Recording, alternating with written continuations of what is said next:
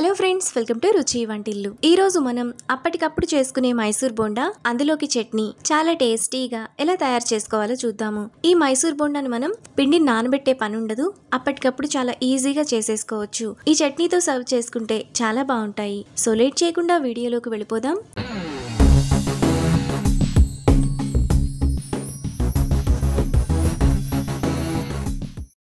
ముందుగా మైసూర్ బోండా చేసుకోవడానికి ఒక బౌల్ తీసుకొని అందులో 1 కప్పు పుల్లటి పెరుగు, అరకప్పు నీళ్లు,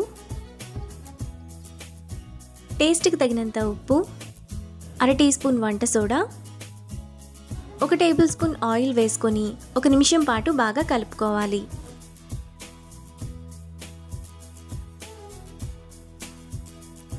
ఇలా సాఫ్ట్గా కలుపుకున్న తర్వాత అందులో 1 టీ స్పూన్ జీలకర్ర, 3 కప్పుల మైదా వేసుకొని పిండిని కలుపుకోవాలి. నీళ్లను అవసరమైతేనే పోసుకొని మరీ పల్చగా కాకుండా ఇక్కడ చూపిస్తున్నట్టు ఈ విధంగా కలుపుకోవాలి. పిండిని ఈ విధంగా కలుపుకున్న తర్వాత ఇక్కడ చూపిస్తున్నట్టు ఈ విధంగా 5 నిమిషాల పాటు పిండిని బాగా కలుపుకోవాలి. ఇలా కలుపుకోవడం వల్ల బోండా అనేది బాగా పొంగుతుంది, లోపల కూడా బాగా ఉడికిపోతుంది. పిండిని ఈ విధంగా బాగా కలుపుకున్న తర్వాత మూత పెట్టుకొని పక్కన పెట్టుకోవాలి. మనకి పిండి కొద్దిగా నానే లోపల ఈ బోండాలోకి చట్నీ ఎలా తయారు చేసుకోవాలో చూద్దాము. ఇప్పుడు మిక్సీ జార్ తీసుకొని అందులో 2 టేబుల్ స్పూన్ల పచ్చి కొబ్బరి ముక్కలు, 3 పచ్చిమిరపకాయలు, 1/2 కప్పు పుట్నాల పప్పు, చిన్న అల్లం ముక్క, కొద్దిగా కొత్తిమీర, టేస్ట్కి తగినంత ఉప్పు, 1 రెబ్బ చింతపండు వేసుకొని ఒకసారి మిక్సీ వేసుకోవాలి.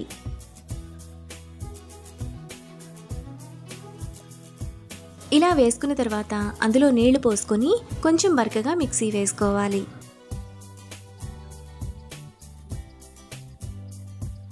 చట్నీని ఇలా వేసుకున్న తర్వాత బౌల్లోకి తీసుకోవాలి. ఇప్పుడు ఈ చట్నీలోకి తాలింపు వేసుకోవాలి. 1 టీ స్పూన్ తాలింపు గింజలు, 1 ఎండుమిరపకాయ, కొద్దిగా కరివేపాకు వేసుకొని తాలింపు వేసుకోవాలి. మనకి బోండాల్లోకి చట్నీ కూడా రెడీ అయిపోయింది. ఇప్పుడు ఈ చట్నీ అయిపోయే లోపల పిండి కూడా మనకు కొద్దిగా నానిపోతుంది.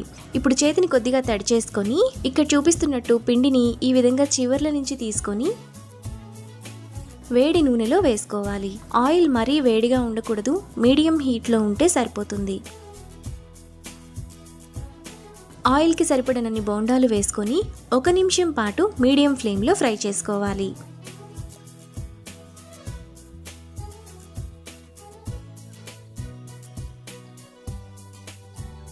బోండా సగం వేగిన తర్వాత వాటిని ఆయిల్లో నుంచి తీసి 2 నిమిషాల పాటు పక్కన పెట్టుకోవాలి.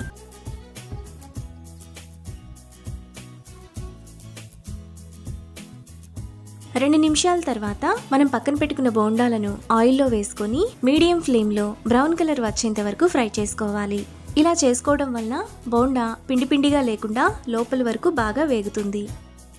బోండా ఈ విధంగా వేగిన తర్వాత వాటిని ప్లేట్లోకి తీసుకొని పక్కన పెట్టుకోవాలి. మిగతా పిండిని కూడా సేమ్ ప్రాసెస్లో బోండాలు వేసుకొని ప్లేట్లోకి తీసుకోవాలి.